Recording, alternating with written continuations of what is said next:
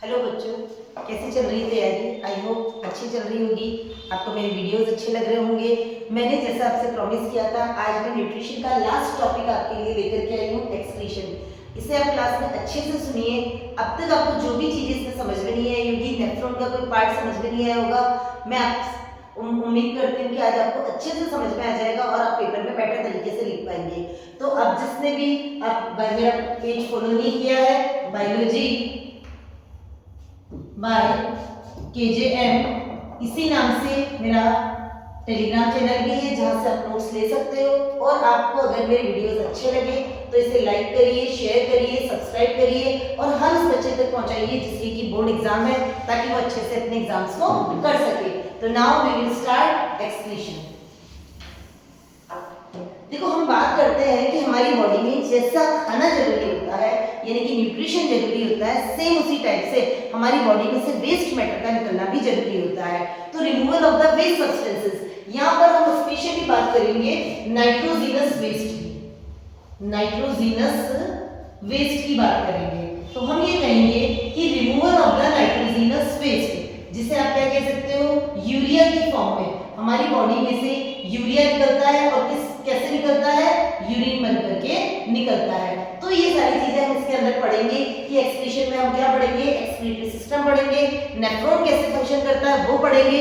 और अगर हमारी किडनी किसी भी वजह से अगर फेल हो जाती है, काम करना बंद कर देती है, तो उसका हमारे पास ऑप्शन क्या होता है, ये सारी चीजें हम इसके अंदर पढ़ेंगे। तो सबसे पहले हम स्टार्ट करते हैं कि एक्सक्रीशन क्या होता है। तो हम बोलेंगे removal of nitrogenous waste, this process is known as excretion. अब एक्सक्रीशन के अंदर बहुत सारी चीजें निकलती है, जैसे निकलता है अमोनिया। नाइट्रोजन वेस्ट जो होते हैं 3 टाइप्स के होते हैं, ammonia, urea and uric acid.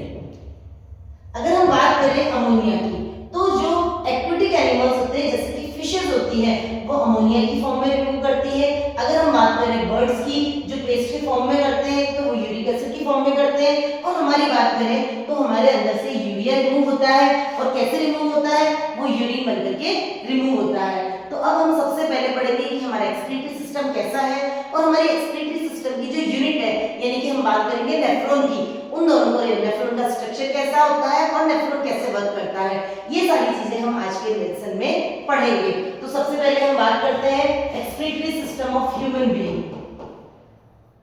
Excretory system of human being.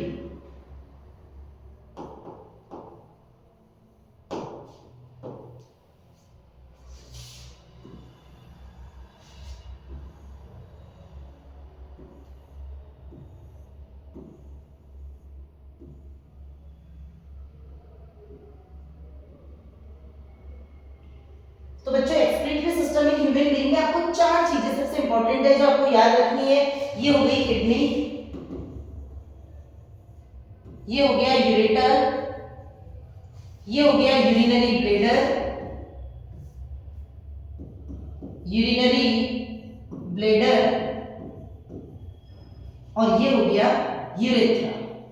तो सबसे पहले आपसे पूछा जाए कि हमारी बॉडी के अंदर जो एक्सक्रीटरी सिस्टम है वो किस किस से कंपोज्ड है, वो किस किस से मिलकर के बना है, तो हम कहेंगे किडनी, यूरेटर, यूरिनरी ब्लैडर और यूरेथ्रा। अब नंबर ऑफ किडनी की अगर हम बात करते हैं, हमारी बॉडी में कितनी किडनी होती है, 1 और 1 2, यानी कि अगर पेयर की फॉर्म में लिखना हो तो हम कहेंगे 1 पेयर, और अगर हमसे पूछे नंबर की फॉर्म में तो क्या कहेंगे, 2 इन नंबर्स। कैसी होती है किडनी, किडनी का शेप कैसा होता है, किडनी का शेप होता है बीन शेप्ड। अगर हम कहेंगे हमारी बॉडी के अंदर जो एक्सक्रीटरी सिस्टम है वो किस किस से मिलकर के बना है, 2 किडनीज है, 2 यूरेटर है, एक यूरिनरी ब्लैडर है और एक यूरेथ्रा है। किडनी कैसी होती है, किडनी बीन शेप होती है, कितनी होती है, ये होती है आपके 1 पेयर, या कह सकते हो 2 इन नंबर। कैसी होती है, ये रेडिश ब्राउन कलर की होती है, रेडिश ब्राउन कलर की होती है। अब इसके अंदर सबसे इंपॉर्टेंट चीज की, इसके अंदर जो फिल्ट्रेशन होता है, यानी कि जो ब्लड आता है, जो किसके थ्रू आता है, रीनल आर्टरी के थ्रू, इसको हम क्या कहेंगे, रीनल आर्टरी। ये हमारे इम्प्योर ब्लड को लेकर के आता है, जिसके फिल्ट्रेशन का काम कहाँ होता है, किडनी के अंदर होता है। अब किडनी में ये काम कौन करता है? तो किडनी के, जैसे हमने पढ़ा था कि लंग्स के अंदर एल्वियोलाई होती है उसकी यूनिट, वैसे ही किडनी के अंदर क्या होते हैं? छोटे छोटे नेफ्रॉन्स होते हैं। तो हम ये कहेंगे किडनी के अंदर फिल्टर करने का काम कौन करता है? नेफ्रॉन करता है, जो अभी हम थोड़ी देर बाद पढ़ेंगे कि नेफ्रॉन कैसा होता है और किस तरीके से काम करता है। तो जब हमसे कहा जाए कि ह्यूमन बीइंग के एक्सक्रीटरी सिस्टम को एक्सप्लेन करने की, तब हमें नेफ्रॉन का सिर्फ नाम लिखना है कि इसके अंदर मिलियंस नेफ्रॉन होते हैं जो क्या करते हैं? ब्लड को फिल्टर करके यूरिन के फॉर्मेशन का काम करते हैं।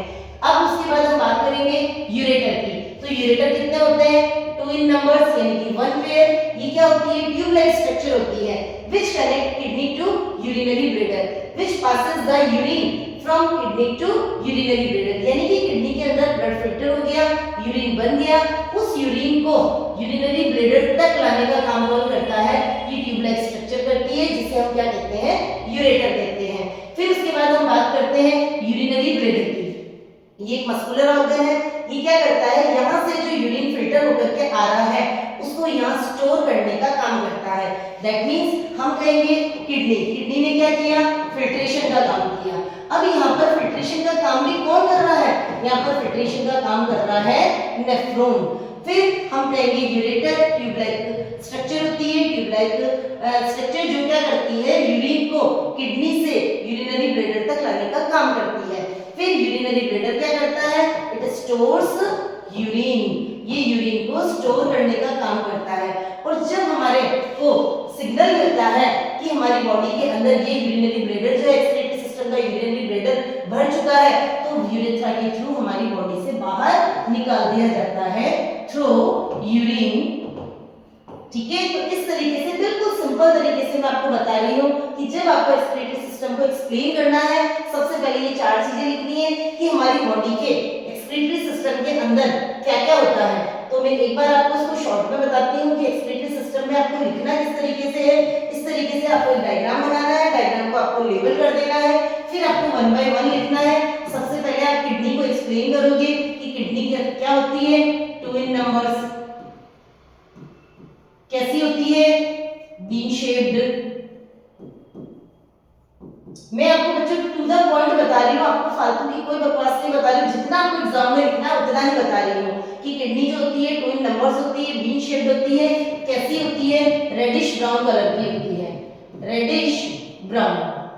उसके बाद इसके अंदर क्या ऐसी चीज होती है जिससे ये फिल्ट्रेशन करती है, यानी कि इसका काम होता है फिल्टर द ब्लड। अब इसमें ब्लड के फिल्ट्रेशन का काम कौन करता है? इसमें ब्लड के फिल्ट्रेशन का काम करता है नेफ्रॉन। अगर आपसे पूछा जाए कि व्हाट इज नेफ्रॉन, यानी कि नेफ्रॉन को डिफाइन करो, तो आप क्या लिखोगे? Structural and functional unit of kidney कह सकते हो, या आप एक्सक्रीटरी सिस्टम की यूनिट कह सकते हो।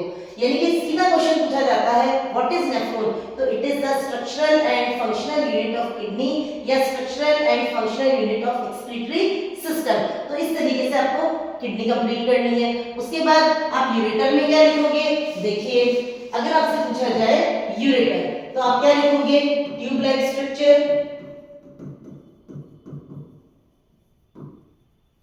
which connect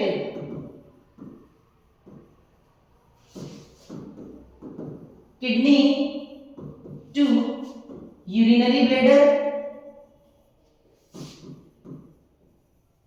किडनी को यूरिनरी ब्लैडर से कनेक्ट करता है। थर्ड चीज क्या करता है? It passes the urine from kidney to urinary bladder. ये आप लिख दोगे यूरेटर के अंदर। यूरेटर कितने होते हैं? 2 इन नंबर्स। तो बिल्कुल सिंपल है। यूरेटर कितने हैं? 2 है। ट्यूब लाइक दिख रहे हैं आपको, किसको कनेक्ट कर रहे हैं? अगर आपने डायग्राम अच्छे से देखा तो किडनी को यूरिनरी ब्लैडर से कनेक्ट कर रहे हैं, और क्या करते हैं? ये यूरिन को किडनी से यूरिनरी ब्लैडर तक पास करते हैं। फिर उसके बाद यूरिनरी ब्लैडर और यूरेथ्रा में सिर्फ 2 लाइंस लिखनी है आपको कि यूरिनरी ब्लैडर क्या करता है? यूरिनरी ब्लैडर क्या करता है? स्टोर्स यूरिन यूरिन को स्टोर करने का काम करता है। And then after urethra throw the urine outside the body. हमारी बॉडी में से यूरिन को बाहर निकालने का काम करता है। तो बिल्कुल सिंपल तरीके से मैंने आपको बता दिया। आपको एग्जाम में डायग्राम बनाना है, इन चारों पॉइंट को डिस्क्राइब करना है, आपको अच्छे से अच्छे मार्क्स मिल जाएंगे। इस तरीके से हमने किसको कंप्लीट किया, एक्सक्रीटरी सिस्टम को। अब हमने जो वर्ड यूज किया था नेफ्रॉन, आपसे एग्जाम के अंदर ही पूछा जाता है कि नेफ्रॉन क्या है और ये कैसे वर्क करता है। बच्चों इसे ध्यान से समझना, जिस भी बच्चे को, क्योंकि एक्सक्रीटरी सिस्टम इतना टफ नहीं था, लेकिन नेफ्रॉन का स्ट्रक्चर जो है ये समझना बहुत जरूरी है। तो सबसे पहले तो आपको इसकी डिफाइन लिखनी है कि structural and functional unit of kidney. अब देखिए इसका स्ट्रक्चर कैसे बनाएंगे हम।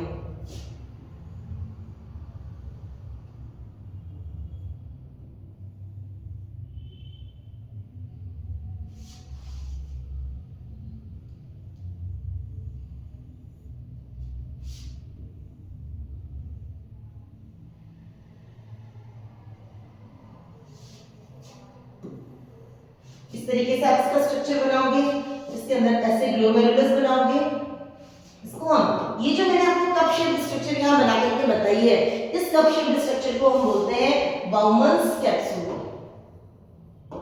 बाउमन्स कैप्सूल, ठीक है। ये जो अंदर मैंने बनाया है ये है बंडल ऑफ कैपिलरीज, जिसको हम क्या बोलते हैं, ग्लोमेरुलस। अब ये ग्लोमेरुलस और बाउमन्स कैप्सूल, इन दोनों को हम एक साथ बोलते हैं मैल्पीजियन कार्पसेल्स।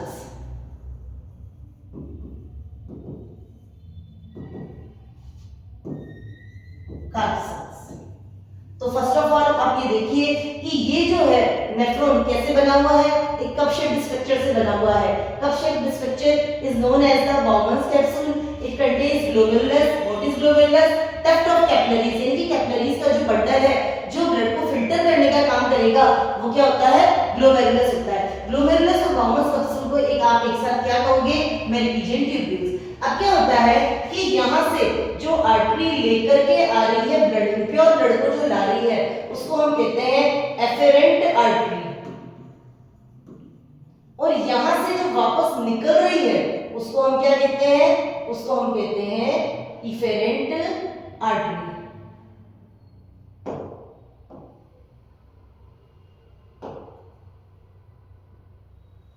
इधर जो निकलेगी उसको आप क्या कहोगे, इफेरेंट आर्टरी।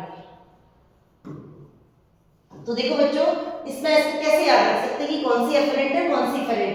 एफेरेंट आ रही है, ए फॉर एफेरेंट, आ रही है, आ रही है, आ रही है, एफेरेंट। और इसमें से जो निकल रही है, एग्जिट हो रही है, उसको आपने क्या कह दिया, इफेरेंट। यानी कि जो ला रही है एफेरेंट और जो वहां से निकल रही है उसे आप कहोगे इफेरेंट। अब क्या होता है, ब्लड फिल्टर होकर के यहाँ पर आ जाता है फिल्ट्रेट, यहाँ पर फिल्ट्रेट निकल करके आ जाता है और वो फिर इस ट्यूब्स में से, इसको हम बोलते हैं पीसीटी, इसको हम बोलते हैं डीसीटी और इसको हम बोलते हैं हेनल्स लूप। हेनल्स लूप। तो इस तरीके से ये जो ट्यूब लाइक स्ट्रक्चर होती है, यानी कि मैल्पीजियन कार्पसेल्स के अलावा जो ट्यूब लाइक स्ट्रक्चर है, जिसे आप तीन पार्ट के अंदर proximal convoluted tubule, distal convoluted tubule और हेनल्स लूप आप कह सकते हो। जब यहाँ से फिल्ट्रेट निकल करके आता है, इसे हम कहते हैं कलेक्टिंग डक्ट। Collecting duct. तो ये बहुत सारे नेफ्रॉन का यूरिन कलेक्ट करके कहां पहुंचा देती है, आगे यूरेटर के अंदर ले जाकर के डाल देती है। तो इसे आप ध्यान से समझिए कि हमने एक कप लाइक स्ट्रक्चर बनाई जिसका नाम हमने दिया बाउमन्स कैप्सूल। अब इसके अंदर जो टफ्ट ऑफ कैपिलरीज होती है उसको हमने कहा ग्लोमेरुलस। इन दोनों को हम एक साथ कहते हैं मैल्पीजियन कार्पसेल्स। जो ब्लड लेकर के आ रही है, जो इम्प्योर ब्लड लेकर के आ रही है, उसे आप क्या कहते हो, एफेरेंट आर्टरी। और यहाँ से जो वापस ब्लड लेकर के जा रही है उसे आप क्या कहते हो, इफेरेंट आर्टरी। फिल्ट्रेट जब निकल करके आता है तो हम ये देखते हैं कि वो पीसीटी, हेनल्स लूप और डीसीटी से होते हुए जो यूरिन होता है फाइनली वो कहाँ चला जाता है, कलेक्टिंग डक्ट के पास चला जाता है। तो इसके चारों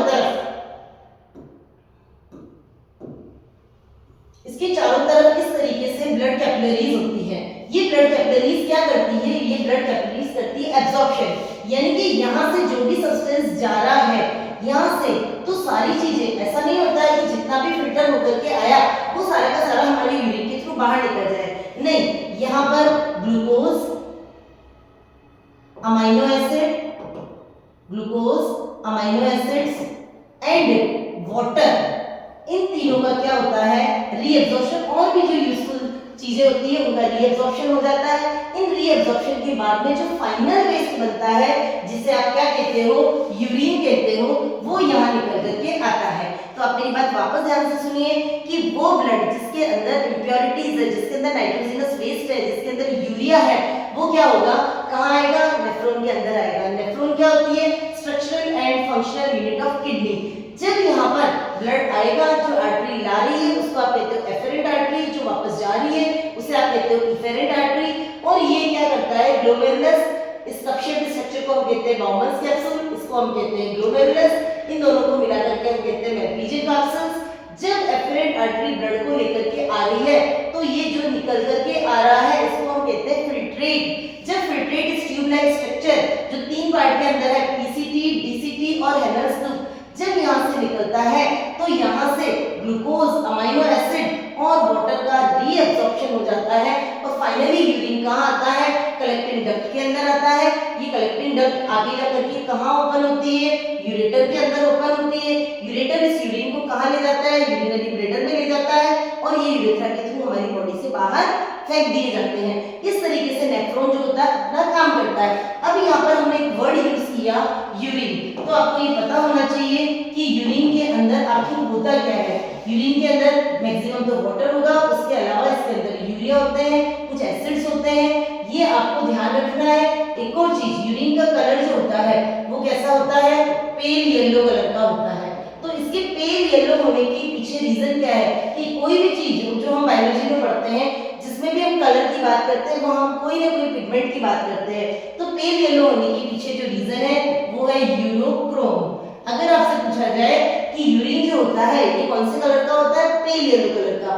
पेल येलो कलर किसकी वजह से होता है, यूरोक्रोम की वजह से होता है। उसके अलावा अगर हम इसके पीएच की बात करें तो इसका पीएच कितना होता है, 6.0 होता है। तो ये जो होता है हमारा यूरिन। अब हम बात कर रहे थे कि हमारे इस टॉपिक का लास्ट है कि अगर किसी भी वजह से हमारी किडनी काम करना बंद कर दे या किडनी फेल हो जाए तो उस कंडीशन में हम क्या करते हैं, हम करते हैं डायलिसिस। डायलिसिस मशीन को काम में लेते हैं। उस डायलिसिस मशीन को हम क्या बोल सकते हैं, आर्टिफिशियल किडनी बोल सकते हैं। अब ये आर्टिफिशियल किडनी क्या होती है, अगर किडनी पूरी तरह से खराब हो जाए तो इसका एक ही ऑप्शन होता है, ट्रांसप्लांटेशन ऑफ द किडनी। किसी और की किडनी को हमारी बॉडी के अंदर ट्रांसप्लांट किया जाता है, लेकिन ऐसा तो है नहीं कि किडनी कहीं मिलती है तो हम लाकर के उसको कर दें। हमको जब तक एक परफेक्ट डोनर मिलता है, यानी कि जिसकी वो एक्सेप्ट कर सके, मोस्टली वो उनके मतलब खास रिलेशन में होना चाहिए, तो हम ये कहेंगे जब तक वो मिलता है तब तक हम आर्टिफिशियल किडनी के ऊपर पेशेंट को सर्वाइवल करा सकते हैं, जिसे हम बोल सकते हैं डायलिसिस मशीन भी बोल सकते हैं। और जो प्रोसेस होता है उसको हम बोलते हैं डायलिसिस। तो उसके अंदर क्या करते हैं कि इस तरीके से एक मशीन होती है जिसके अंदर ट्यूब्स होती है, वहां पर इम्प्योर ब्लड को भेजा जाता है और वहां से प्यूरिफाई होने के बाद में उसे वापस बॉडी के अंदर डाल दिया जाता है। इसका पिक्चर हमारे बुक के अंदर बना हुआ है, तो आप उसे देख लीजिएगा कि किस तरीके से ये काम कर रही है। इस तरीके से आज हमने अपना चैप्टर सक्सेसफुली कंप्लीट किया, जिसमें हमने आपको सारी चीजें पढ़ाई। मैंने आपको न्यूट्रिशन कंप्लीट करा दिया, रेस्पिरेशन कंप्लीट करा दिया, ट्रांसपोर्टेशन कंप्लीट करा दिया और फाइनली मैंने आपको एक्सक्रीशन कंप्लीट करा दिया। अगर और भी कुछ बच गया है तो मैं देख लेती हूँ। उसके बाद हाँ, एक और पॉइंट बच गया, excretion in plants. Excretion in plants, plant के अंदर जो वेस्ट होता है इसके दो ही तरीके हैं। आपको अच्छे से अब तक समझ में आ गया होगा कि एक तो स्टोमेटा, कि जो भी वेस्ट गैसेस जो होता है, यानी कि अगर हम बात करें फोटोसिंथेसिस की तो फोटोसिंथेसिस में क्या रिमूव हो रहा था, ऑक्सीजन। अगर हम बात करें रेस्पिरेशन की, क्या निकल रहा था, CO2। तो वो सब किसके थ्रू निकल जाते हैं, स्टोमेटा के थ्रू निकल जाते हैं। अगर एक्सेसिव वाटर हो तो वो किसके थ्रू निकल जाएगा, ट्रांसपीरेशन के थ्रू निकल जाएगा। इस तरीके से हमारा ये चैप्टर पूरी तरह से खत्म हो गया। आई होप कि आपको समझ में आया होगा, आप एग्जाम में अच्छे से करिएगा। आपको और भी कोई डाउट हो तो आप मैसेज ड्रॉप कर दीजिएगा, आपका वो क्लियर कर दिया जाएगा। अब मैं अगला चैप्टर आपको अगले वीडियो के अंदर लेकर के आऊंगी, तब तक आप आराम से पढ़िए और मेरे चैनल को लाइक शेयर एंड सब्सक्राइब करिए और Telegram channel biology by KJL पर जाकर के आप अपने नोट्स ले सकते हैं, जो हैंड रिटन है, बिल्कुल आसान भाषा में है और उसी तरीके से जिस तरीके से मैंने आपको बोर्ड पे पढ़ाया उसी तरीके से लिखे हुए हैं। थैंक यू सो मच और बने